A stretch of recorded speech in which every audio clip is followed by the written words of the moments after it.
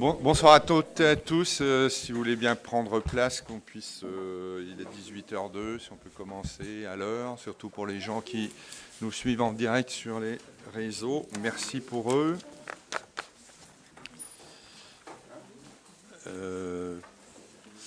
Secrétaire de séance, je propose. Je vais proposer M. Bois, mais il n'est pas là. Alors je vais poser. Il arrive 10 minutes. Je vais proposer M. Vélin. Et Madame Bottagizi. Merci. Est-ce qu'il y a des remarques sur le dernier PV du Conseil communautaire? Il n'y a pas de remarques. Comme c'est le PV du Conseil municipal, pardon. Voilà. S'il n'y a pas de remarques, on considère qu'il est adopté. Merci. Donc je voulais saluer bien sûr toutes les personnes présentes et puis saluer bien sûr les gens qui nous suivent en direct. Et avant d'ouvrir l'ordre du jour de ce conseil municipal, je voulais faire une petite introduction puisque c'est le dernier conseil municipal de la mandature. Je voulais saluer le travail parcouru tous ensemble. Il y a 6 ans, l'histoire a débuté d'une manière un peu particulière, parce que je vous rappelle qu'on était en période Covid. On avait tous des masques et on n'était pas du tout dans l'effervescence d'une post-élection. Mes premiers remerciements les plus appuyés vont naturellement aux agents de la ville et de l'agglomération, aux techniciens, aux administratifs, aux cadres et directeurs, aux équipes de terrain, à l'ensemble des services. Merci pour le travail effectué sur ces 6 années. Vous incarnez dans le sens le plus noble la fonction publique territoriale et on peut saluer leur dévouement qui n'est pas simplement une clause contractuelle mais un vrai engagement moral. Leur professionnalisme a toujours été précieux aux côtés des élus. Je veux également remercier les Lédoniennes et les Lédoniens. Nos administrés ont fait preuve pendant ces 6 années d'une résilience et d'une solidarité exemplaires. Et c'est pour eux et avec eux que nous avons travaillé sans relâche. Enfin, je me tourne enfin vers vous, chers collègues élus. D'abord, les élus de la majorité qui m'ont accompagné au cours de ces 6 dernières années. Je voulais vous remercier toutes et tous. Je sais que certains, un grand nombre, continueront avec moi, d'autres nous quitteront. Mais je voulais vous saluer tout le travail que vous avez fait au cours de ces 6 ans. Et je salue également les élus de l'opposition qui ont fait sans relâche leur action de débattre, de se confronter, permettez-moi l'expression de ferrailler, mais c'est normal, c'est la démocratie, c'est la vie de la cité. Nos visions diffèrent, nos méthodes divergent, nous pourrons échanger sans fin sur ce point, nous ne trouverons pas forcément de point d'accord, mais vous avez tenu votre rôle durant cette mandature, et je vous en remercie. Et il y a une chose qui nous unit toutes et toutes autour de cette table, c'est l'amour profond pour la ville, pour la cause commune et les valeurs de la République. Je salue cet engagement car au-delà des étiquettes et des listes qui se forment aujourd'hui pour l'avenir, nous avons partagé la charge de ce mandat. Ces 6 années furent intenses, mais la passion pour l'once et l'envie d'agir pour nos administrés sont des énergies qui ne s'usent pas. Au contraire, elles se renouvellent. Et encore merci à toutes et à tous pour votre engagement et puis merci aussi pour ceux qui s'engagent pour le futur. Voilà. On va démarrer la première délibération qui concerne le casino, un avenant numéro 2 au contrat de concession. Donc, je vous rappelle qu'il y a eu un contrat de concession signé le 26 juin 2023. Il y a eu un premier avenant le 26 novembre 2025 ayant pour objet l'actualisation des jeux autorisés en modifiant le nombre de jeux maximum exploités. Et on vous propose un avenant numéro 2 qui a pour objet la modification de l'article 7.3, animation hors mur et participation au développement culturel, touristique, artistique et sportif de la ville. En effet, l'article 7.3 du contrat prévoit le versement par le concessionnaire d'une contribution financière annuelle à la commune d'un montant de 70 000 euros TTC. Cette contribution est versée annuellement au mois de février, après réception du titre de recette, et elle est affectée au développement artistique, culturel et touristique de la commune. Suite à une observation du contrôle de légalité de la préfecture, les parties ont convenu de modifier, je pense qu'il faudrait mieux mettre ont convenu que sont convenus, de modifier les modalités de versement de la contribution financière de 70 000 euros. Il convient donc de modifier les termes de l'article 7.3. Je ne vais pas vous lire l'ancien article, mais je vais vous lire le nouveau. Donc le nouveau, c'est le versement d'une contribution financière annuelle à la ville d'un montant de 57 000 euros TTC, versé chaque exercice du mois de février suivant au titre des recettes correspondantes. Au titre de la première et dernière année du contrat, le montant de la contribution sera proratisé. À charge au concessionnaire de conventionner avec l'Office du tourisme pour le versement de l'accompagnement financier annuel de 13 000 euros. Donc la somme globale reste de 70 000 euros. Simplement, il y en a 57 000 qui sont versés directement à la ville et 13 000 euros qui sont versés directement à l'Office du tourisme parce que la ville ne peut pas verser à l'Office du tourisme en direct. Voilà, donc le premier et le deuxième paragraphe sont modifiés aussi. Donc la contribution, de 57 000 euros prévus est versée en une seule fois, après réception du titre de recette. Et cette contribution est toujours affectée au développement artistique, touristique et culturel de la collectivité. Voilà, est-ce qu'il y a des questions sur cette modification? S'il n'y a pas de questions... Juste, monsieur le maire, parce que oui, dans la dernière partie, c'est répété touristique. Cette somme sera affectée au développement culturel et touristique. Il faudrait peut-être rayer de touristique. Dans laquelle de phrase? À la fin. La dernière que tu as lue. Mettre artistique, touristique et culturel. Il ne faut pas mettre touristique? Ok. Eh bien, on enlèvera touristique pour les salles. Oui. On fera corriger dans la convention. Merci pour la remarque. Qui est contre? Qui s'abstient? Adopté à l'unanimité. Merci.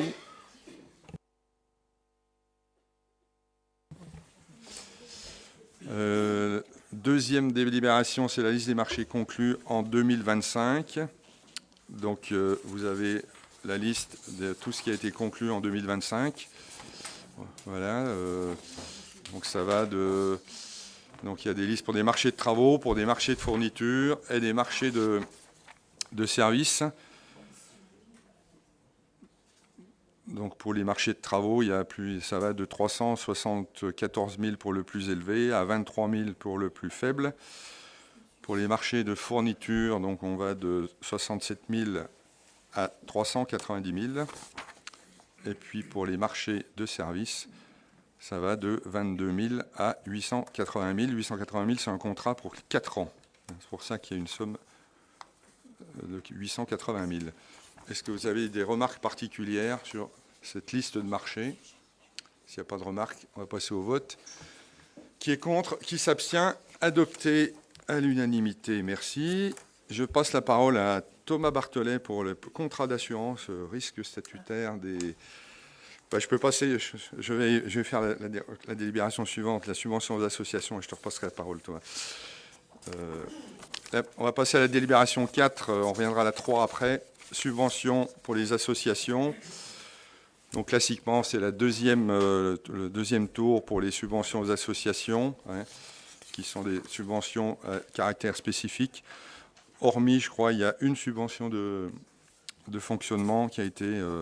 rajouté parce que le dossier n'avait pas été mis dans les temps pour l'Artothèque. Donc, sinon, c'est toutes des actions spécifiques, que ce soit dans l'animation, la culture, le sport et le secteur social.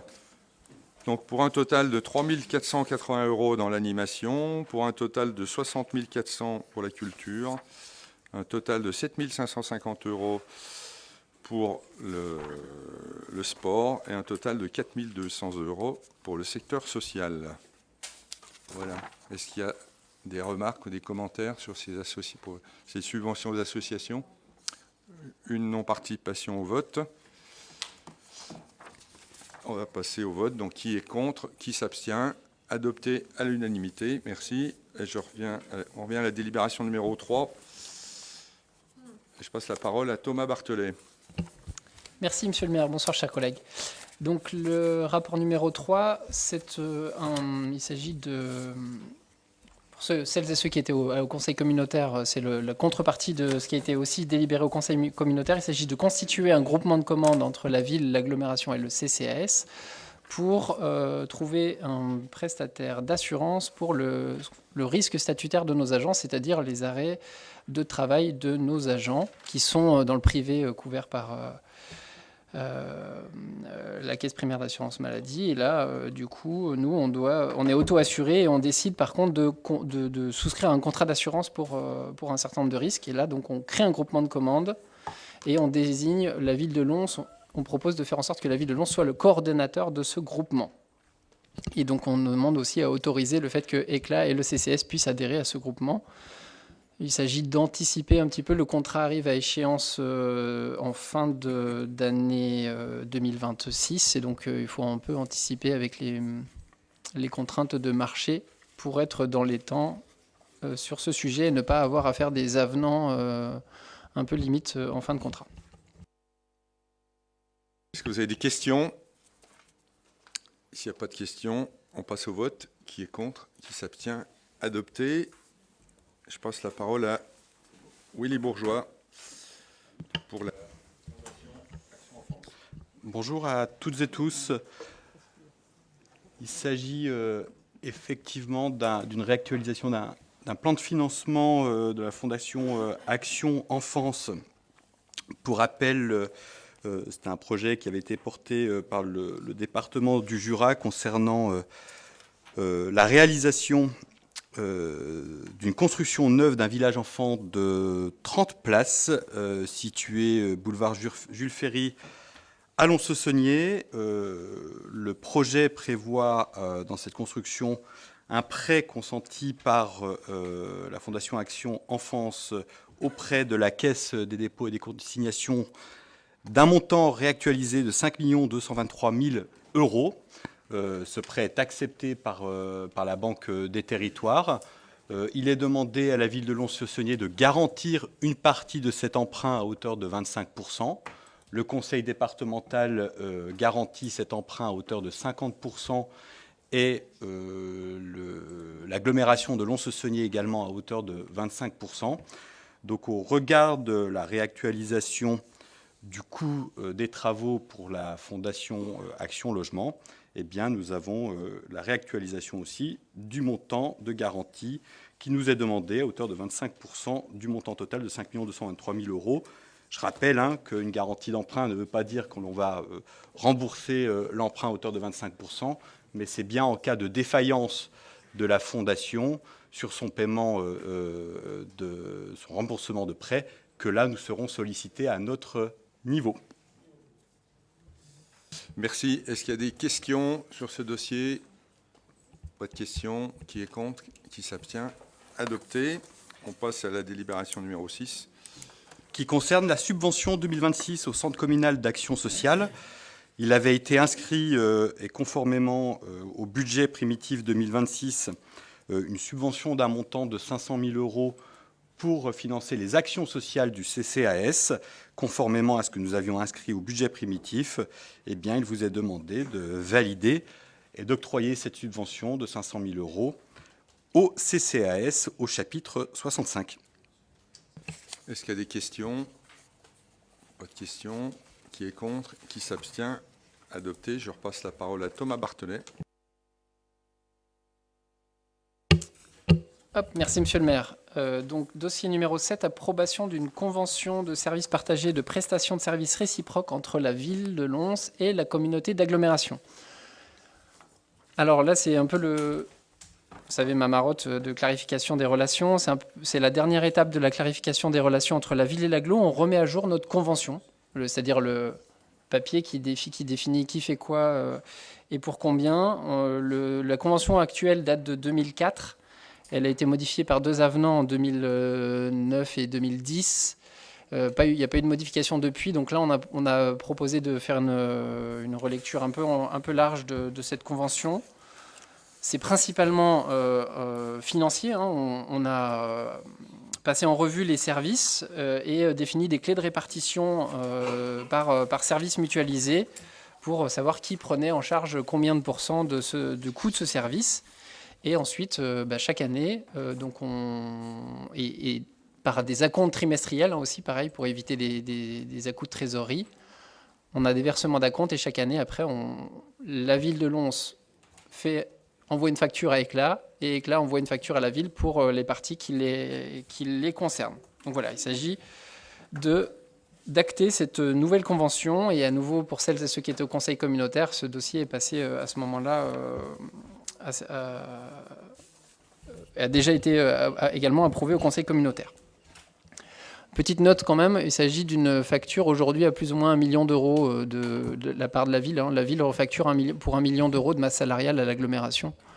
On est passé, on a largement diminué ce montant en transférant les services. Et donc voilà, mais on est aujourd'hui autour de 1 million d'euros. Merci pour ces précisions. Est-ce qu'il y a des questions?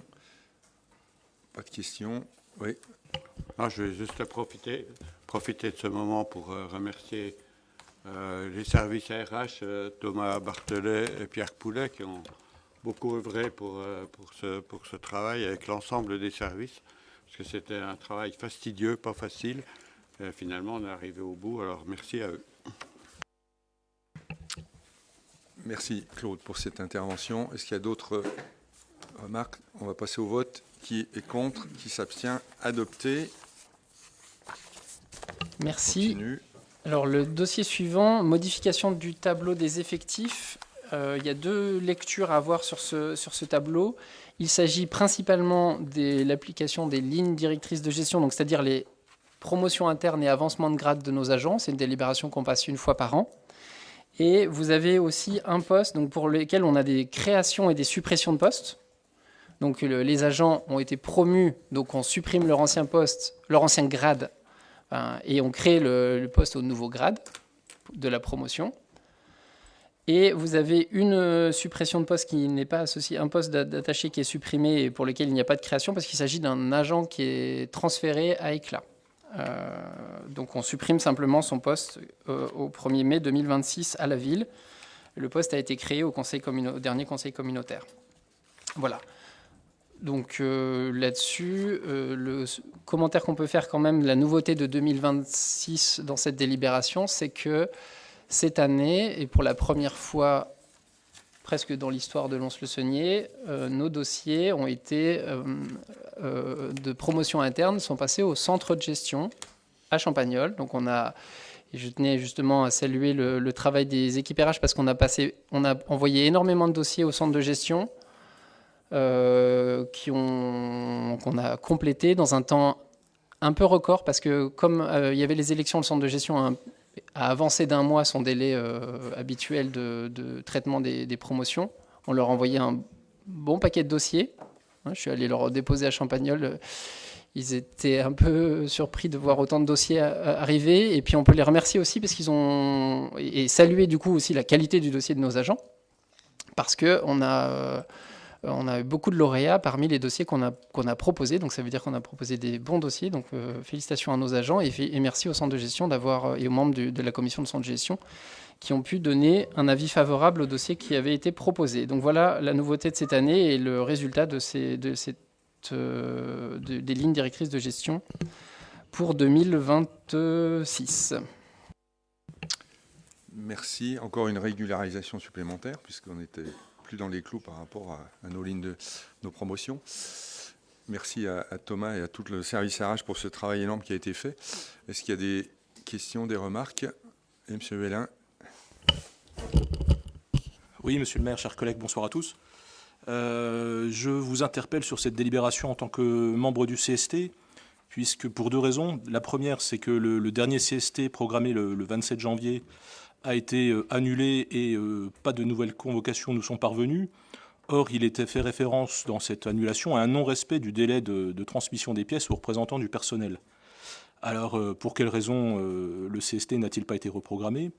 Deuxième aspect, nous avons reçu en tant que membre du CST une demande de convocation du F3SCT, c'est-à-dire la formation spécialisée en matière de santé, sécurité et conditions de travail au sein du CST. Cette demande a été faite par les représentants du personnel le 16 février dernier. Pour l'instant, nous n'avons pas eu de réponse. Or, ce courrier évoque une certaine urgence sur plusieurs cas qui m'ont interpellé quand on le lit. D'abord, on parle de harcèlement. On parle de procédures disciplinaires entamées mais non conduites dans les délais légaux, ce qui fait que l'agent reste rémunéré sans service effectif. On parle de non-respect des règles de transparence et d'équité sur l'avancement. Et on parle enfin de dysfonctionnement dans les règles de sécurité. Je n'ai repris que les extraits des choses qui m'ont paru les plus énormes. Qu'en est-il? Est-ce que cette réunion aura lieu avant les élections, ce qui fait juste? Est-ce que vous avez laissé traîner les choses suite au passage au centre de gestion? Enfin, tout cela m'étonne beaucoup, parce que les termes employés par les représentants du personnel sont assez forts. Oui, merci Monsieur Vélin pour votre interpellation. J'ai à vrai dire presque la même surprise que vous sur les termes forts et puis la densité des éléments que vous apportez. Alors le dernier CST, j'ai été moi-même surpris de la demande d'annulation parce que il y avait un point pour lequel il n'y avait pas eu les éléments. On aurait pu évoquer le point et ne pas délibérer. Voilà, on est dans une période charnière, oui, très bien, le mot est bien choisi. Clairement, le dialogue social, on a fait le CST le même jour. C'est simple, le même jour, il y avait le CST ville et le CST éclat. On avait prévu un temps commun, notamment pour faire le point c'est qui avait été convenu longuement en avance de faire un point sur la mise en place de la mutuelle, qui est un grand succès au sein de nos collectivités, la mise en place de la mutuelle. Donc il y avait un point d'étape d'avancement qui a été fait. Alors il a été fait simplement avec le CST d'éclat. CST qui s'est très bien placé, je parle sous le couvert du président, où on a fini avec un pot convivial. Il était même prévu un pot convivial avec l'ensemble des membres de tous les CST. Voilà, je ne sais pas pourquoi. Moi j'ai compris Enfin, voilà, je ne vais pas rentrer dans les détails sur ce sujet. Je pense qu'il y a d'autres raisons, d'autres choses qui se jouent là-dessus. Je pense que le dialogue social sur ces 6 ans a été largement fructueux, largement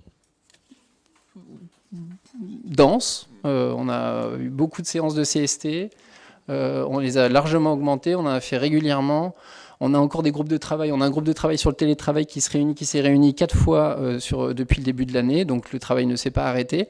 Tous les représentants du personnel ne participent pas à ce groupe de travail. Donc voilà, je pense qu'il y a une fin de... On est sur une fin on est dans une période charnière, double période charnière. On est une période charnière, on a des élections du conseil municipal. Et puis on va aussi arriver dans une période électorale pour les représentants du personnel en fin d'année. Donc dans cette double période charnière, nous, on essaye de garder le cap. Pour l'instant, le cap, on n'a jamais transigé. Donc tous les éléments que vous soulignez, ils ont été traités. Il y a un certain nombre de réponses qui ont déjà été données aux représentants du personnel sur ces différentes semaines ou différents mois. J'ai encore d'ailleurs, pas plus tard que tout à l'heure, parce que j'ai été aussi sollicité, essayé d'appeler les représentants, j'ai pas eu de réponse particulière. Donc le niveau d'urgence qui est souligné ne me paraît pas... pour moi, les éléments qui sont mentionnés sont globalement sous contrôle et tout en cours de traitement. Donc c'est vrai que le cumul que vous avez fait que ça donne le sentiment qu'il n'y a plus rien qui va et d'un seul coup, tout part à volo dans la gestion des RH. Je trouve que c'est un peu fort de café de donner ce sentiment-là le 20 février 2026, quoi, par rapport à tout ce qui a été fait et puis tout ce qui est encore en train d'être fait en ce moment. Donc c'est pour ça que personnellement, j'essaie de garder un peu le cap et le calme sur ce sujet, de continuer à traiter les sujets les uns après les autres. Et donc pour répondre factuellement à vos questions sur est-ce qu'on sera en mesure de convoquer un CST, un F3SCT dans cette période, franchement, je ne suis pas sûr. F3SCT, je pense qu'on devra le faire parce qu'on a peut-être probablement des délais légaux à faire. Donc à mon avis, ça arrivera. Peut-être que ça ne durera pas 3 heures et qu'on arrivera à essayer de mobiliser les gens dans le cadre restreint. Mais voilà, vous voyez, j'en parle avec un peu d'émotion parce que pour moi, franchement, je suis très satisfait de ce qui a été fait, de ce qui est encore en train d'être fait. Et je pense que je vais essayer de ne pas me laisser affecter par les soubresauts des périodes électorales. Je laisse le maire donner plus de calme et de sérénité à cette réponse. Non, mais je crois qu'il faut lire aussi un petit peu entre les lignes. Et je crois que c'est dommage qu'on envoie un courrier où il n'y a rien de positif. Je voulais rappeler quand même d'où on vient. Quand on est arrivé, il n'y avait pas de tableau des emplois. Il y a des gens qui étaient embauchés par le CCAS, qui travaillaient pour l'aglo, alors que c'était interdit. Il y a de nombreuses personnes qui étaient sous contrat depuis 10 ans, 15 ans, en CDD. On les a titularisées.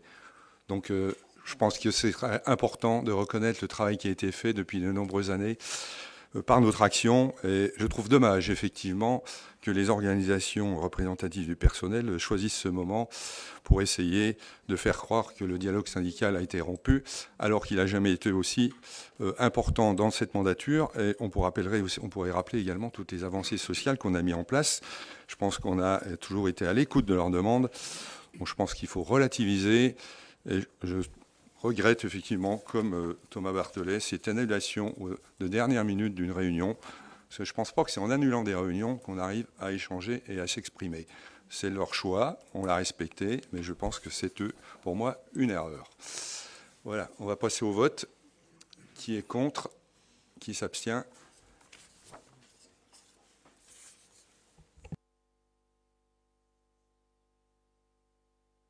On continue avec la délibération suivante, la numéro 9.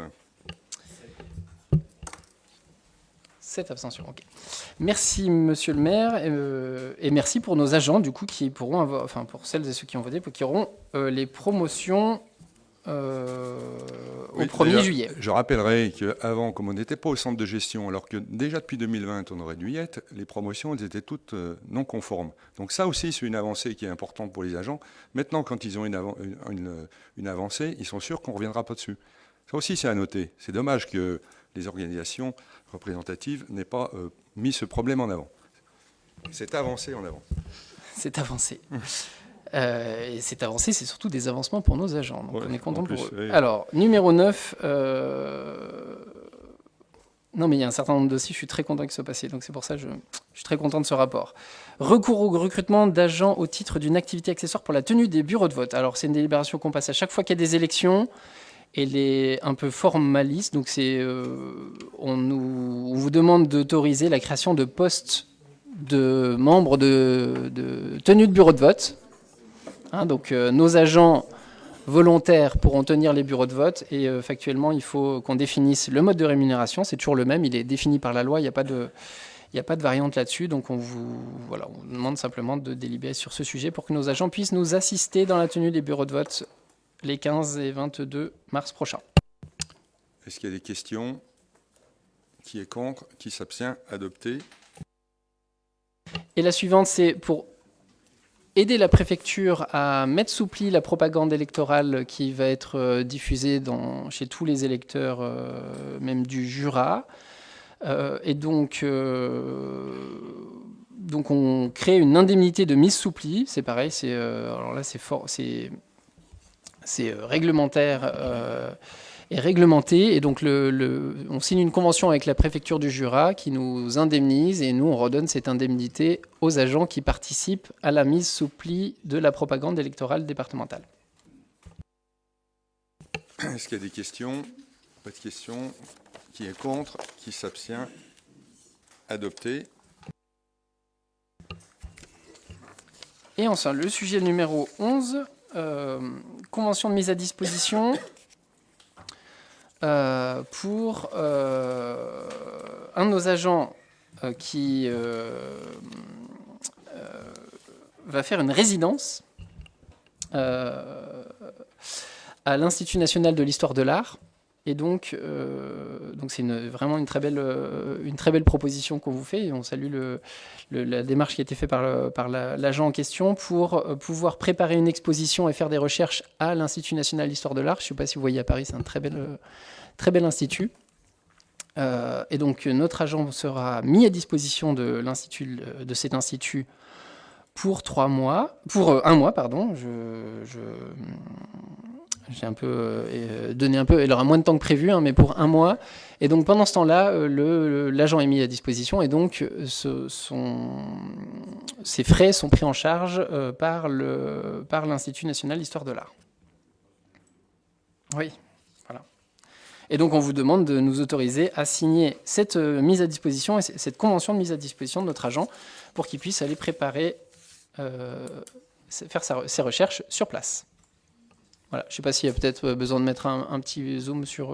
voilà. Bah, c'est une belle reconnaissance de la valeur de l'agent et de notre service de musée que un de nos agents soit sollicité pour aller et accepté pour aller à Paris. On est très contents. Est-ce qu'il y a des remarques? Pas de remarques, on va passer au vote. Qui est contre? Qui s'abstient? Adopté. C'est à quelle période? C'est en avril, tout le mois d'avril. Voilà. Parole à Émilie Goujon. Merci, monsieur le maire, et bonsoir, chers collègues. Le sujet, là, c'est la nouvelle convention avec la maison commune pour la période du 1er janvier 2026 au 31 décembre 2030. Alors, ce soir, on ne vote pas simplement une convention. On tourne une page, on assume un changement et on s'engage sur l'avenir. Quand on est arrivé en 2020, la maison commune se trouvait dans une situation confuse. La ville et l'association se mêlaient. Les responsabilités étaient indistinctes, les aides en nature non évaluées, le personnel mis à disposition sans cadre clair, et la Chambre régionale des comptes l'avait relevé, un système flou, confortable peut-être, mais dangereux pour la collectivité, pour les agents, pour l'association et pour nous en tant qu'élus. Pour les habitants, ça traduisait concrètement des confusions. Beaucoup pensaient que la maison commune était un service municipal. On ne savait plus vraiment à qui appartenait le lieu, qui décidait, qui finançait, qui était responsable. Et au fil du temps et de ces diverses mutations, ce lieu s'était refermé sur lui-même. C'est le constat qu'en faisaient les habitants. On a donc fait le choix de clarifier, de sécuriser et le choix de transformer le flou en partenariat assumé. Donc 2020-2022, en temps de débroussaillage, clarification des relations, sécurisation juridique, remise à plat des personnels et des financements. Première convention de transition nécessaire en 2023-2025. Donc cette convention de transition qui a permis de restructurer la gouvernance. On se le rappelle, la collectivité était très engagée, avait une place très dominante dans son CA, et de séparer clairement les moyens matériels et humains. Aujourd'hui, 2026-2030, on entre dans un modèle de stabilité, un modèle qui n'est pas seulement juridique, un modèle qui n'est pas seulement administratif, un modèle qui change la manière dont la maison commune agit pour les habitants. L'axe majeur de cette convention, c'est sa capacité d'adaptation aux besoins du quartier. Et en notre sens, c'est ça la vraie révolution. On peut s'en tenir à la délibération, à la lecture de la délibération? Je n'ai pas l'impression que ce soit forcément quelque chose qu'on fait habituellement. Il y a une délibération, on s'en tient à la délibération. Je vais me Là, permettre vous faites un laïus. On a le droit d'expliquer le contexte. Merci, Madame Goujon, de votre présence ce soir. On fait un laïus politique avant la présentation de la délibération. Que je vais on s'en expliquer tient à là. la délibération? En fait, il y a un rappel à l'histoire. Politique. Et alors? Parce que ça vous met en défaut, c'est pour ça. Guigui, s'il te plaît. C'est pas la première fois, je veux bien terminer, s'il vous plaît, ma prise de parole. On peut laisser Bon, je me permets. intervenir Madame Goujon. Et donc, ce que je disais, c'est que l'axe majeur de cette convention, c'est son adaptation aux besoins du quartier. Parce que si on lit la convention, c'est pas forcément quelque chose qui est clair. Enfin, en fait, c'est bien aussi d'expliquer les choses pour les personnes qui nous suivent. C'est pas un détail. On parle maintenant d'effets concrets pour les habitants, des actions qui répondent vraiment aux besoins des jeunes, des familles et des habitants du quartier. On parle de projets qui émergent de l'initiative de l'association avec le soutien clair et responsable de la ville. Un lieu où chaque décision et chaque ressource sont mobilisées pour avoir un impact réel sur la vie quotidienne des habitants. La maison commune n'est pas un service municipal, c'est pas un acteur isolé, elle est un lieu d'action sociale, un lieu vivant, autonome et respecté. Et en fait, encore une fois, pour nous, c'est ça la vraie révolution, en fait, on les respecte en ça. Donc cette convention affirme 3 principes essentiels. Une autonomie associative. La maison commune agit selon son projet et dans son initiative. La transparence des moyens, des locaux, charges, réseaux et matériels clairement définis et séparés. Une coopération structurée, un comité de pilotage se réunit plusieurs fois dans l'année pour évaluer son action, non seulement via des indicateurs d'activité, rapports, bilans chiffrés, mais surtout à travers leur impact concret sur les habitants. Ce qu'on dit par là, c'est qu'il est plus suffisant aujourd'hui de se limiter à des bilans quantitatifs ou à des données chiffrées à exploiter. Ce n'est pas ce qui reflète la réelle valeur de ce qu'on fait pour les habitants. On est obligé d'aller au-delà de ces données chiffrées. Et c'est ça, cette convention. Donc 6 ans de travail pour atteindre ce résultat, 6 ans de réunion, de réflexion, pour passer d'un modèle ambigu à un partenariat clair. Ce soir, on donne aux habitants un message simple. Les actions continuelles seront plus lisibles, plus solides, mais surtout plus adaptées aux besoins du quartier. On affirme que l'action sociale n'est pas un concept abstrait, c'est du concret tous les jours dans ce quartier. Alors, c'est une convention juridique administrative, mais surtout, oui, en effet, politique et sociale, et on l'assume. Elle transforme la maison commune en lieu d'action sociale pleinement assumée. C'est cela qu'on célèbre et qu'on cause solide.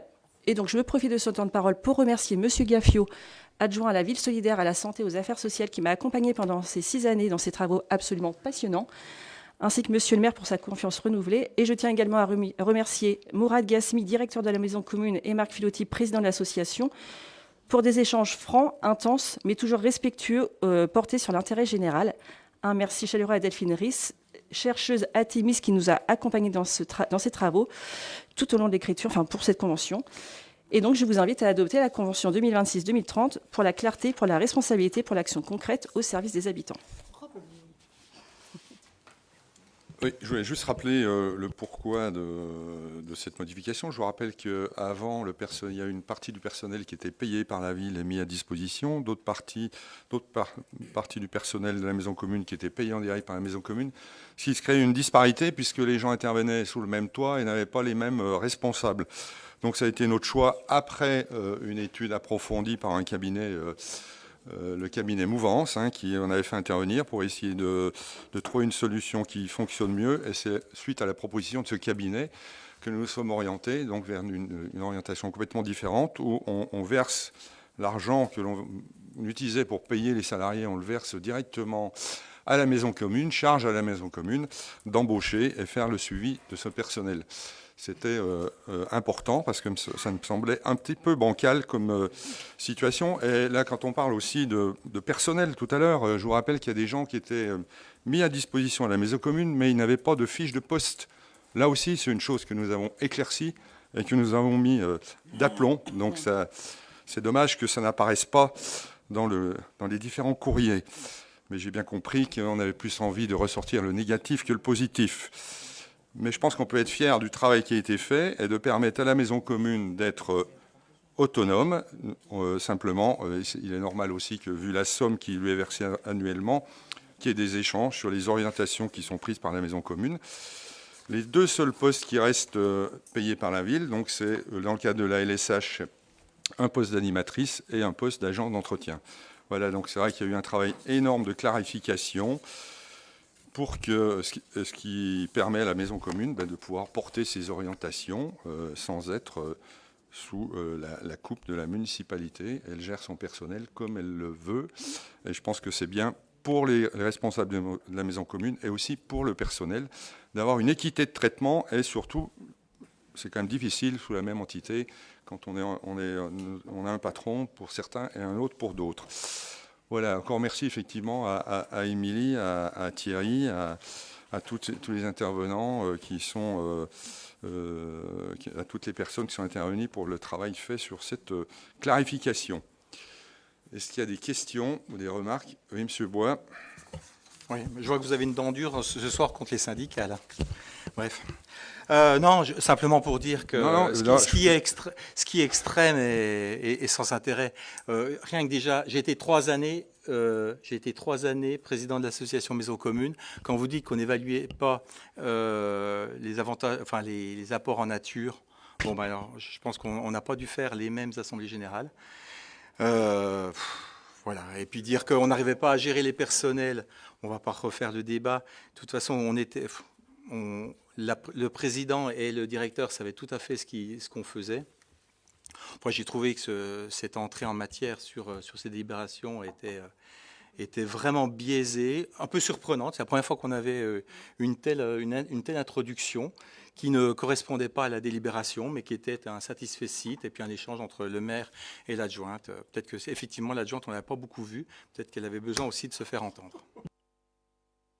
Alors là, Monsieur Bois, je pense que vous tombez à un niveau, je vous le laisse, votre niveau, je regrette ces échanges, le peu de qualité de ces Regardez échanges. les présences en conseil municipal en 2024 et 2025. Je vais déjà vous répondre par rapport à la dent dure au syndicat. Je n'ai pas du tout la dent dure contre les organisations syndicales.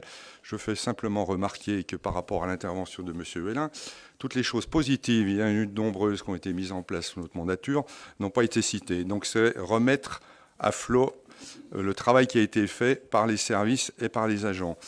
Deuxièmement, quand vous parlez de la maison commune, je vous rappelle qu'il y a eu un rapport de la Chambre régionale des comptes qui a noté que c'était impossible de s'y retrouver dans le fonctionnement de la maison commune. Donc ce n'est pas nous qui lisons, la Chambre régionale des comptes, c'est des magistrats. On peut quand même avoir confiance en eux.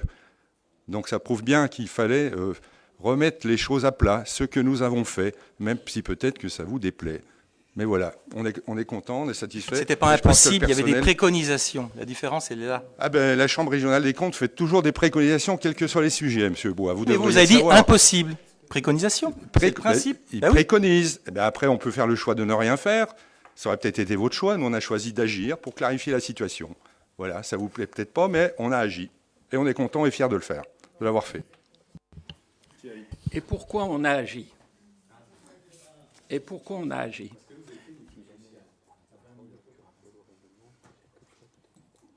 Je crois qu'il y a des sujets qui méritent autre chose que les colibés ou les remarques déplacées. Je termine, s'il vous plaît. S'il vous plaît, est-ce qu'on peut laisser... Attends, Thierry, 2 secondes. Est-ce qu'on peut laisser parler les intervenants, éviter de couper la parole aux gens? C'est possible? Merci. Des sujets comme une convention avec le centre social et une association d'éducation populaire du quartier prioritaire de la ville installé sur le quartier Marjorie-Mouillère, d'y consacrer plus de 30 secondes et de débattre, exposer, comprendre le travail qui a été mené pendant 4 ans. Le rapport du cabinet Mouvance, il est là. Il date du 22 octobre 2022 et nous avions encore cet après-midi avec le groupe de recherche GPVAL un temps de travail sur la finalisation des conditions de mise en œuvre de l'évaluation dans la perspective, alors c'est une grande phrase, d'éducation populaire. Mais pourquoi c'est important de dire ça? Quand on parle de la maison commune, on parle d'une association, c'est clair, qui est à la fois un centre social et qui est également une association d'éducation populaire dans le quartier prioritaire. Tous les retours, toute l'analyse de la vie du quartier, de la vie de l'association retracée par les équipes de la maison commune sous la coordination de son directeur font état ou nous montrent qu'il y a un travail énorme à faire avec l'ensemble de la population, à la fois pour répondre aux enjeux sociaux, mais pour avancer sur les projets culturels associatifs dans un contexte parfois difficile, un contexte social et un contexte d'implication des habitants. Et l'éducation populaire, c'est l'outil, le pilier à la fois de la démocratie et de la vie sociale qui fait qu'on ne fait pas à la place des gens, on ne fait pas pour eux, mais on construit avec eux à partir de l'expertise, de l'expérience, de la connaissance de chacune et de chacun pour répondre au mieux aux problématiques qui se font jour sur le quartier. Et ce que nous avons fait jusqu'à maintenant, et c'est pour ça que cette délibération vous est proposée ce soir, c'est qu'on a travaillé avec un cabinet de recherche pour mettre en phase l'évaluation de l'action de l'association par rapport aux objectifs visés. Quels sont les objectifs? C'est répondre aux problématiques des habitants du quartier et au-delà du travail en partenariat avec d'autres acteurs de la collectivité, dont le CCAS d'ailleurs. Donc on a discuté des conditions du partenariat. Exemple, il y a des groupes de travail qui réunissent régulièrement les personnels de la maison commune et les agents du CCAS sur des actions telles que le fonctionnement des ALSH, la politique senior ou encore l'accès aux droits, problématiques auxquelles toutes nos collectivités sont confrontées quand il s'agit d'assurer l'équité républicaine et l'équité de chaque citoyen par rapport à sa façon de pouvoir avoir accès aux différents services. Et nous avons travaillé pour que cette évaluation ne soit pas des tableaux de bord uniquement de chiffres et de nombres, voire de finances, mais qu'il s'interroge sur les démarches mises en œuvre et, mieux que ça, de savoir si les actions qui sont proposées et mises en œuvre répondent bien ou accompagnent bien la population et les problématiques des habitants du quartier dans ce sur quoi s'engage la maison commune. Exemple, est-ce que demain, avec la maison commune, nous répondrons mieux au droit aux vacances pour les enfants et les jeunes? Est-ce que demain, nous répondrons mieux pour les jeunes et notamment pour les enfants sur l'accueil péri-extrascolaire? Est-ce que dans l'allée vert, nous serons plus performants pour aller à la rencontre des familles qui sont éloignées des politiques culturelles, des problématiques de santé ou de l'accompagnement dans les différentes démarches qu'il y a à faire tout au long de l'année et dans tout le parcours de vie? C'est ça dont il est question. Et que ce travail-là est mis en œuvre, cela se traduit par des groupes de travail, et cette convention finalise cette nouvelle vision des rapports que la collectivité peut avoir avec la maison commune, et nous l'engageons sur 5 ans. Et si nous l'engageons sur 5 ans, c'est que nous avons réussi à construire un vrai travail de coopération, de co-construction, à la fois des orientations générales sur lesquelles la maison commune va décliner son projet associatif et à la fois sur les rapports avec la collectivité. Et c'est ça qui est important et c'est ça qui apportera du mieux pour nous toutes et pour nous tous sur le fonctionnement social et associatif. Point. Je me permets une intervention parce que forcément un peu touchée par les remarques. Quand on arrive dans une collectivité, on arrive avec des dossiers. Dans un dossier, il y a un contexte, il y a une histoire. Quand on parle d'histoire, de contexte, en fait, on rapporte un état de fait, on n'est pas en train de faire un jugement. Quand on dit dans un propos qu'on a choisi de clarifier, de sécuriser, vous-même, vous avez voté les conventions et en fait, vous auriez pu prendre le parti que de vous associer à ça. Là, par votre action, finalement, vous vous dissociez de ça et ça vous appartient. Là, dans mes propos, c'était du factuel. Il n'y avait pas d'agression personnelle envers qui que ce soit. Il y avait une mise en contexte. Alors, encore une fois, ça vous appartient, mais ce n'était pas le propos. Merci. Allez, on va passer au vote. Qui est contre? Qui s'abstient? Adopté à l'unanimité. Oui. On va continuer. Alors, Émilie, c'est encore à toi.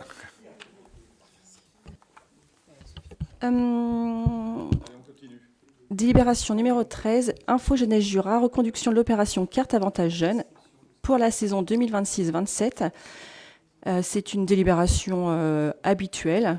Il est proposé au conseil municipal de reconduire pour la saison 2026-2027 l'entrée gratuite toute l'année aux salles d'exposition du musée des Beaux-Arts, ainsi qu'une activité de découverte gratuite au service des musées de Lons-le-Saunier, une entrée gratuite aux salles d'exposition pendant la période d'ouverture de la maison natale Roger de Lille, ainsi qu'une reconduction sur un abonnement ludothèque et des soirées jeux gratuites sur présentation du coupon Avantage Jeune.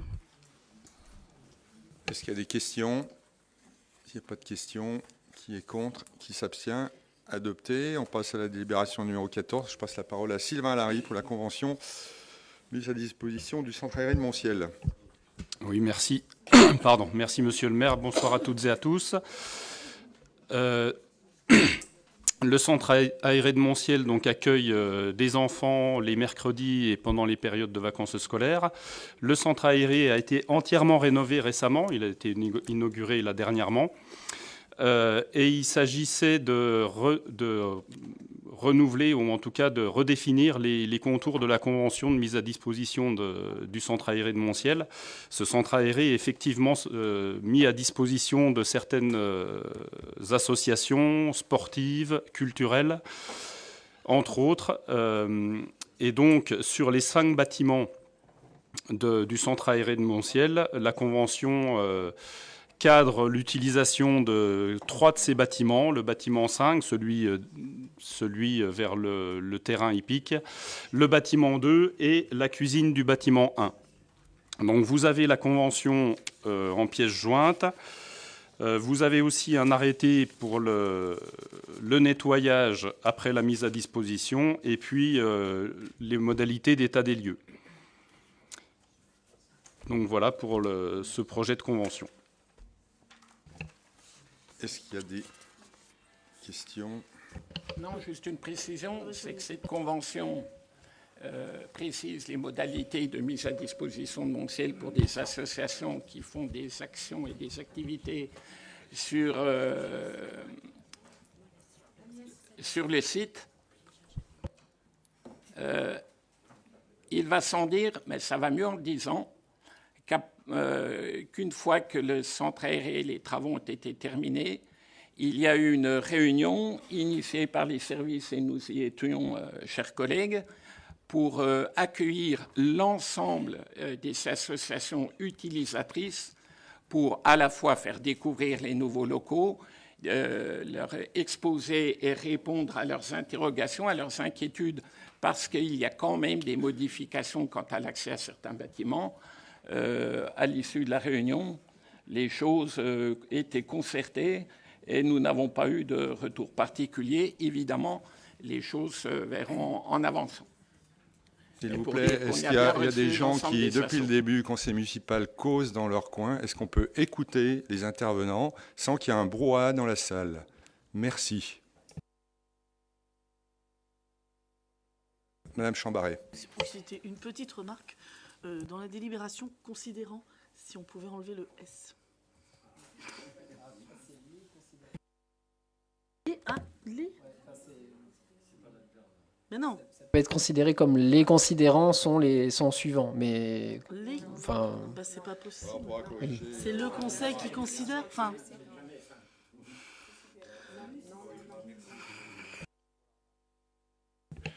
Je passe la parole. On va voter peut-être, oui. Qui est contre? Qui s'abstient? Adopté à l'unanimité. Merci. Délibération numéro 15, donc c'est une délibération traditionnelle pour le financement de l'école privée. Donc vous savez que le financement de cette école privée se fait via un calcul savant du coût élève, qui est différent selon que l'élève est en maternelle ou en élémentaire. Vous avez les chiffres, donc on peut considérer qu'un enfant de maternelle représente un coût pour la collectivité de 1 417,13 € et un élève d'élémentaire de 480,87 €. Et donc, on multiplie pour le financement de l'OGEC, on multiplie ces sommes par le nombre d'élèves de l'année en cours. Donc, cela fait 79 359,28 € pour les 56 élèves de maternelle et 36 140,25 € pour les 75 élèves d'élémentaire. Ce qui fait un total de 115 499,53 €. Merci. Est-ce qu'il y a des remarques ou des questions? Je ne prendrai pas part au vote. Ok, merci. Une non-participation. Qui est contre? Qui s'abstient? Adopté à l'unanimité. Je passe la parole à...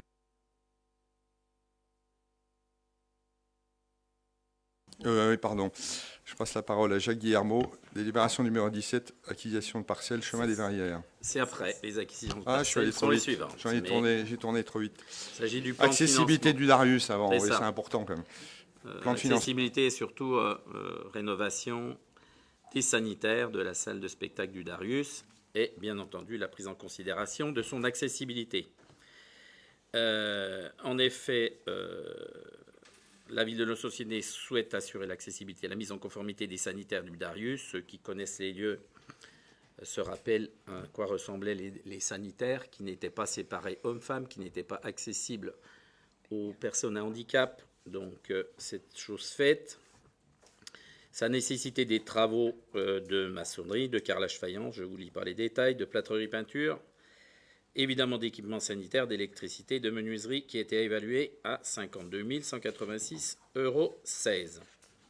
Il s'agit de solliciter l'État pour une subvention de 15 655,85 € pour donc un reste à charge pour la ville de 36 530,31 €. Donc le conseil municipal, après délibération, approuve l'opération et ses modalités de financement, sollicite une subvention auprès de l'État et s'engage à prendre en autofinancement la part non couverte par les subventions et les mécénats. Autorise le maire par décision et en réponse aux demandes des financeurs à recevoir ce plan de financement dans les limites budgétaires votées par le conseil municipal et autorise le maire à signer tout document afférent à cette opération. Je précise que les travaux vont être terminés début mars. Voilà. Merci. Est-ce qu'il y a des remarques, des questions? Pas de questions. Qui est contre? Qui s'abstient? Adopté. On passe à la délibération 17 cette fois. Effectivement, cette fois-ci, il s'agit d'acquisition de parcelles chemin de Verrières, route de Besançon à Los-le-Saunier. Vous avez des plans qui suivent et qui vous indiquent exactement de quoi il s'agit au niveau du bâtiment qui a été construit le long de... Petite parcelle en vert sur le plan. Voilà, et en fait, ce sont, je vais lire ça date de 2011, en fait, ceux qui ont construit, la société Neolia. C'était un immeuble de logement au 425, exactement, route de Besançon à Lons-le-Saunier. Et il y avait eu, dans le cadre d'un échange foncier, il était prévu que Neolia, à l'époque, déjà rétrocède des parcelles qui sont dessinées en vert sur le plan de cadastre, à l'issue de la construction de l'immeuble de la commune, à la commune de Lons-le-Saunier. Alors, ça n'avait jamais été fait, donc en fait, il s'agit d'une régularisation en ce sens, puisqu'il est envisagé à ce niveau-là de créer un chemin d'accès depuis le chemin des Verrières qui rejoigne la route de Besançon, afin de bénéficier de la plus large emprise foncière possible. Il est proposé donc de finaliser cette rétrocession. La parcelle côté route de Besançon est d'ailleurs déjà aménagée par le domaine public, pour qu'elle constitue le trottoir et la voie cyclable, avec des accès évidemment prévus sur la route de Besançon.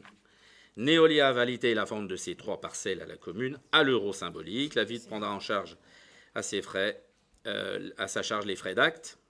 Le conseil municipal, après délibération, décide l'acquisition à Neolia ou toute personne physique ou morale qui s'y substituerait de la totalité en pleine propriété des biens immobiliers tels que décrits ci-dessus, situés chemin des Verrières et route de Besançon à Lons-le-Saunier, pour une surface de 121 m² à l'euro symbolique. Précise que cette disposition ne donnera lieu à aucune perception au profit du Trésor, conformément à l'article 1042. Charge le notaire de réunir l'ensemble des pièces afférentes à cette opération et de rédiger l'acte authentique de vente correspondant, dont les frais sont à la charge de la commune. Autorise le maire à acquérir les 10 biens immobiliers aux charges et conditions susvisées, sous celles ordinaires et de droit, et en conséquence à signer l'acte authentique d'acquisition à recevoir, ainsi que tout document se rapportant à cette affaire et à faire tout ce qui sera utile et nécessaire pour fournir à l'acquisition des 10 biens, dit que les crédits sont prévus au budget. Merci. Est-ce qu'il y a des questions? Pas de questions. Qui est contre? Qui s'abstient? Adopté.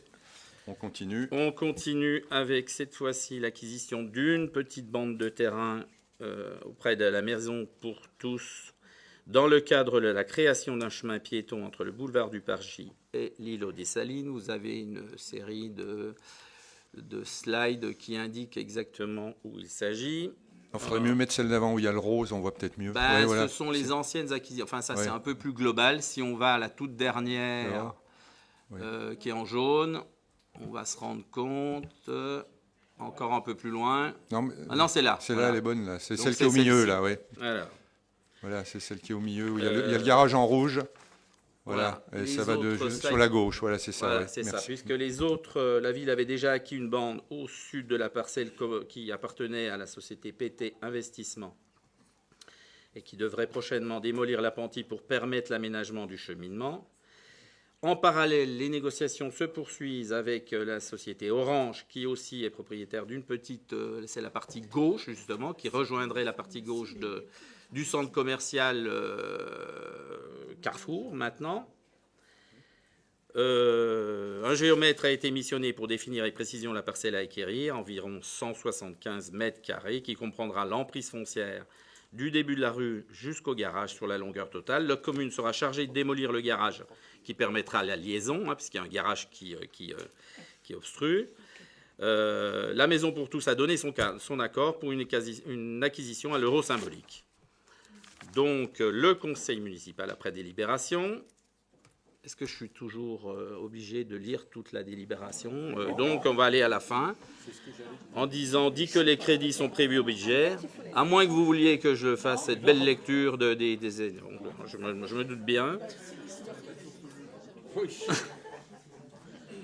Fais ton Claude Janier, là. Donc précise que cette parcelle sera intégrée dans le domaine public communal. Ça va pas t'empêcher de dormir de Non, tous ça les- devrait aller, mais bon, Bon, je ça vais me regretter rassure, moi. ces interventions. Non, mais c'est une petite parcelle, mais c'est important, hein, parce que ça permettra de faire une liaison piétonne entre l'îlot des Salines et la zone commerciale piétonne et vélo. Hein, donc c'est un sujet important. On avance. Il ne nous reste plus qu'à... On a négocié avec Orange, on leur a fait une proposition, on attend le retour. Oui, c'est ça. Voilà, mais ça avance bien. C'est quand même un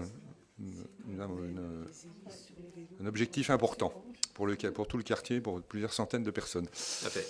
Est-ce qu'il y a des questions, des remarques? Et on va passer au vote. Qui est contre? Qui s'abstient? Adopté à l'unanimité. Bon, on continue. Tu n'es pas obligé de lire la délibération. Je vais alors, être assez finalement. rapide alors cette fois-ci, malgré... Alors cette fois-ci également, il s'agit alors là de parcelles, de cession de parcelles à deux personnes qui sont situées 175 rue du commandant René Foucault et 188 rue du commandant René Foucault. En fait, voilà, vous avez un plan. Il s'agit de parcelles qui n'étaient pas sur propriété de Madame Lambet et de Monsieur Giraud. Il y a 15 mètres carrés pour l'une, 7 mètres carrés pour l'autre. Donc, déjà, dans un premier temps, on constate la désaffectation de ces parcelles pour qu'elles ne soient plus affectées à l'usage public.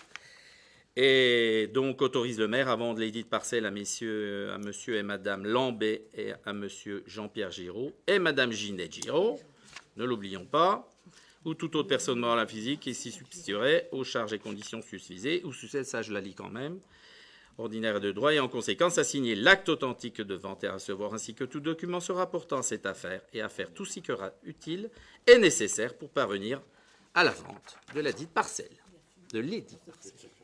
Voilà. Des ventes à l'euro symbolique, c'est Oui, des c'est régularisations, hein, comme on fait souvent. Chaque fois qu'il y a un bornage, c'est jamais aligné comme ça. Qui est contre? Qui s'abstient?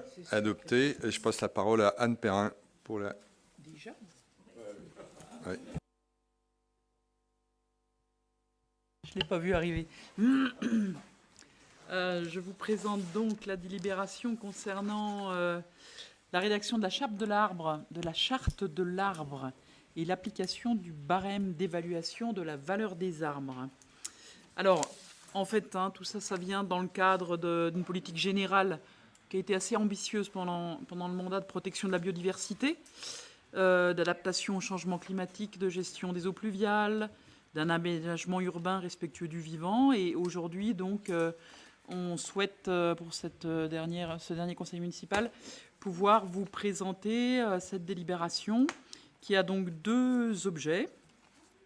Pour rappel déjà, vous dire que la commune, c'est pas rien, a précisément 7112 arbres sur son espace public. Hein, 7100. Mais c'est un... remarque, non, mais c'est super intéressant comme question, parce qu'en fait, c'était... on n'avait aucune visibilité sur ni quel arbre, ou ni combien, ni quel type, ni quelle espèce, etc. Et il y a eu un énorme travail de recensement et d'intégration dans le fameux logiciel dont je ne sais jamais le nom, SIG, qui nous permet aujourd'hui d'avoir pour chaque arbre un suivi, une identification et un suivi précis de ce qui est fait et de ce qui est à faire. Donc c'est vraiment un boulot de fond qu'ont fait les services, et j'en profite pour les remercier moi aussi, eux, mais d'autres aussi avec qui j'ai travaillé, notamment beaucoup l'urbanisme et la voirie. Donc merci à tous. Voilà, ça c'est le petit salut sympathique. Donc j'en reviens sur la délibération. Donc on a 7112 arbres sur l'espace public. Donc, on se rappelle que, par exemple, Mancy et Monciel sont des espaces privés de la commune. Donc, les arbres de Monciel ne sont pas concernés dans cette comptabilité. Donc, c'est pas rien. Et ce qu'on souhaite... donc, on rappelle quand même que dans un contexte de réchauffement climatique, de canicules fréquentes, de pression urbaine, l'arbre est bien au-delà d'un élément décoratif. C'est vraiment une infrastructure vivante qui constitue finalement un bien commun essentiel. Et c'est un atout majeur pour la santé publique. 90% des gens disent à quel point, et c'est des recherches aussi scientifiques, c'est apaisant, et notamment sur la santé mentale, ça a des effets tout à fait bénéfiques. C'est très intéressant, bien évidemment, sur la question de l'adaptation du changement climatique, tout le monde en a bien conscience. Sur la biodiversité, et on se rappelle que le plus urgent, je le redis, je crois que je ne l'ai jamais dit, mais quand même, les scientifiques nous alertent bien plus aujourd'hui encore sur l'effondrement de la biodiversité que sur la question du changement climatique. Et l'urgence absolue, elle est là. Et ce n'est pas rien, parce qu'on est toujours envahi par cette question du changement climatique. Et aujourd'hui, et notamment avec les inondations dévastatrices, on a ça en tête. Mais le pire de tout, c'est bien la question de l'effondrement de la biodiversité.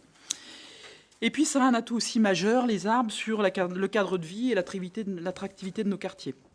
Donc, on vous propose ce soir 2 leviers.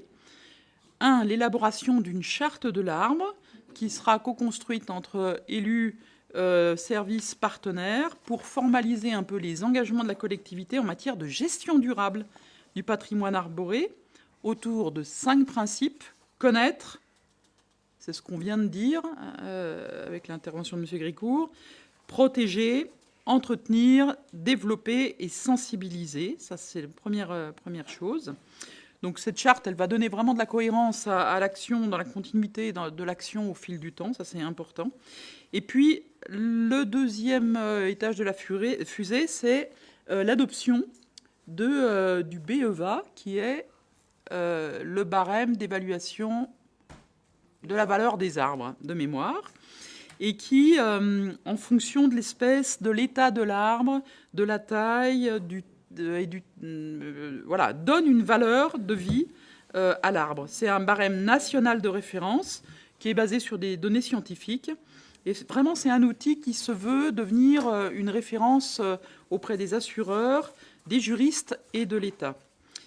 Ce BEVA a pour objectif d'objectiver vraiment la valeur financière, écologique et sociale des arbres, de sensibiliser les entreprises qui interviennent sur notre espace public en prévention, et si toutefois il y avait des dégâts, plutôt de façon répressive, en faisant payer les dégâts, de calculer justement les dégâts et les indemnités en cas de dégradation, et puis aussi pour vraiment responsabiliser l'ensemble des personnes, que ce soit les habitants, mais aussi les entreprises et la collectivité, sur cette valeur des arbres. On n'est pas les seuls à mettre ça en acte.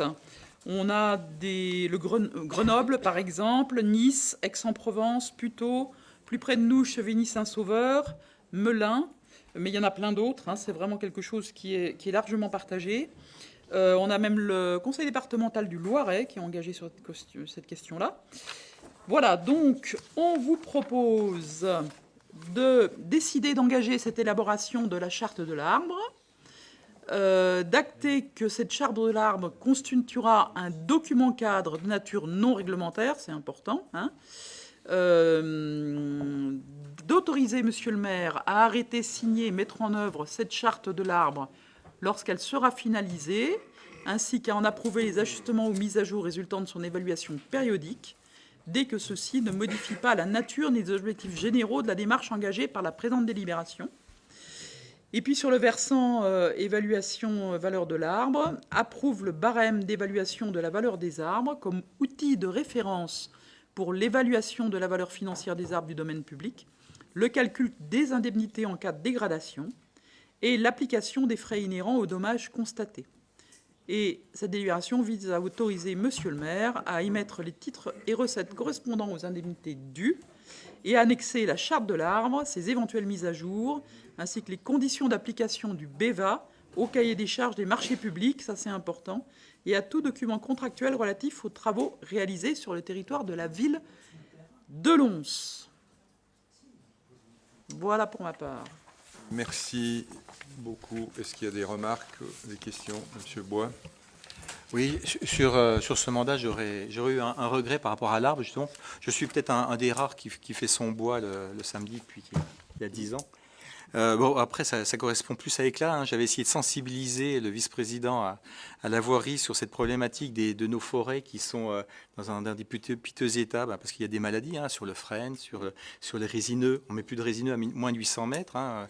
D'ailleurs, j'avais été surpris qu'on remette des résineux au parc à ce sujet-là. Bon, après, quand c'est des résineux qui sont méditerranéens, pourquoi pas. Donc voilà, donc j'ai ce regret qu'on n'a pas fait ce travail à destination des propriétaires fonciers privés. Je sais que j'en connais un, c'est le fils de Marie-Pierre, qui est à peu près une même démarche que moi, d'entretien aussi de certains secteurs forestiers, parce qu'il faut l'entretenir. Il n'y a plus personne qui fait du bois. Alors on s'intéresse au bois de Lons intramuros, mais la forêt autour de Lons, à part Périgny, Périgny est très très bien entretenu. Alors après, je ne vais pas donner des bons points et des mauvais points, c'est pas mon job, hein. Mais en tous les cas, j'ai cette déception qu'on n'est pas allé bien loin. On le voit à chaque printemps, où là en ce moment, je n'ai pas pris la route de Conliège depuis longtemps, mais j'imagine qu'il y a encore plein d'arbres qui sont dans tous les sens. J'étais à Mancy ce week-end, ça ressemble à rien. Mancy, secteur privé, hein, mais il y a 2-3 croix pour abattre 2-3 arbres qui vont gêner des fils électriques, mais franchement, la forêt autour de Lons ne ressemble à rien. Alors c'est pour ça on cristallise. En face de chez moi, on a mis 2 troncs couchés pour avoir 3 punaises et 2 fourmis. Moi, je trouve ça des fois un peu ridicule. Alors quand on voit à côté de chez nous l'état de... Oui, parce qu'il y a eu un aménagement... vous irez voir à l'occasion le parking de la DDT. Les arbres, c'est très bien, mais avoir couché des arbres pour amener des fourmis et une biodiversité, je trouvais ça un peu ridicule. Mais ça, c'est un avis très personnel. Donc ça, c'est le premier point, un constat, un regret. Et puis sur le BEVA, alors le BEVA, il y a un point qui n'a pas été évoqué. Et il y aura des conséquences quand même. Il y a des conséquences légèrement, mais il y a un léger coût de la construction, puisque les entreprises devront anticiper et prévoir cette protection. Bon, c'est un coût, et après, derrière, il y a des procès. Je connais aussi bien le sujet, parce qu'il y a aussi la Suisse. La Suisse est beaucoup là-dessus. Et pour donner une indication, le chef de ma fille a été entendu par le procureur de la République, parce qu'ils avaient abîmé un arbre. Donc ça peut aller très très loin avec des conséquences et ils se protègent et ça coûte au final aussi aux particuliers qui veulent construire. Ça, il faut le savoir. Moi, je partais du principe que les artisans étaient suffisamment responsables, soucieux de l'environnement qui était le leur quand on leur confiait. Mais bon, voilà. On votera pour, mais voilà, je voulais avoir ce petit mot, ce regret sur les forêts autour de chez nous. Mais il me semble qu'à Courland, c'est pas mal encore. Juste pour préciser, excuse-moi Jean-Yves, juste pour préciser, dans nos cahiers des charges, avec les entreprises qui travaillent déjà sur notre territoire de communal, il y a déjà des exigences fortes de la ville de protection des arbres, notamment au Parc Gontier, ça a été très attentivement suivi, mais ailleurs aussi, quoi. On a de temps en temps des petites bévues, mais ce qui était intéressant là, c'est qu'on a du coup, dans ce cadre-là, on a évalué les arbres qui ont brûlé devant le conservatoire. On a le platane qui a été évalué à plus de 10 000 euros et le tilleul à 5 700 euros, quelque chose comme ça. Et c'est pas rien parce que ça serait passé comme ça assez inaperçu et ça donnait une valeur. Enfin, on est là dans notre société, mais quand même donner cette valeur financière, c'est pas rien. Ça représente quelque chose. Claude. Ouais, juste une petite précision par rapport à ce que vient de dire Christophe Bois et Claude Janier. Je pense qu'on a un vrai problème quand même de fond sur la forêt, c'est le morcellement du foncier le long des voies cyclables. On a souvent des bandes qui sont perpendiculaires à la voie cyclable. C'est difficile de retrouver les propriétaires du foncier. Souvent, il y a des indivisions en plus derrière, et donc ça complique très sérieusement le dispositif.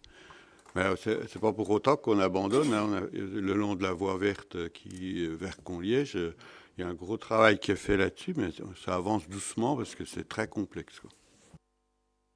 Effectivement, c'est un sujet qui avait été notamment mis en avant quand il y a eu les incendies dans le Jura, là, où il y avait de multiples propriétaires qui n'étaient même pas au courant qu'ils avaient des parcelles de bois au milieu des forêts. Donc l'ONF a engagé une réflexion pour essayer que les gens vendent leurs parcelles et la Chambre d'agriculture pour qu'il y ait des regroupements.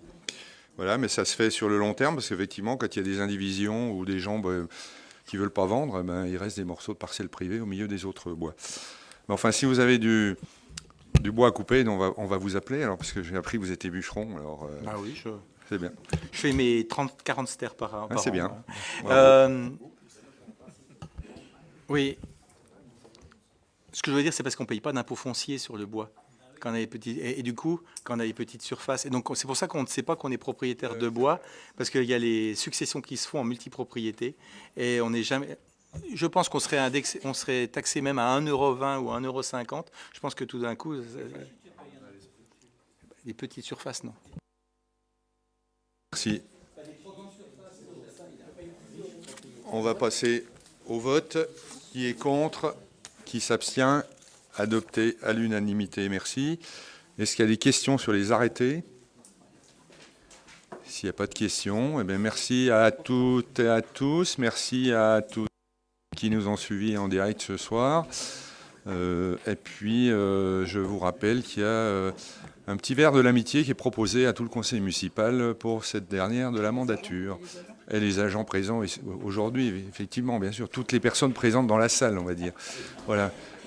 Les journalistes, les spectateurs, voilà. On n'exclut personne. Voilà. On ne peut pas inviter les internautes parce qu'ils ne sont pas sur place, mais sinon... Ouais. Voilà, merci à toutes et à tous. Bonne fin de soirée.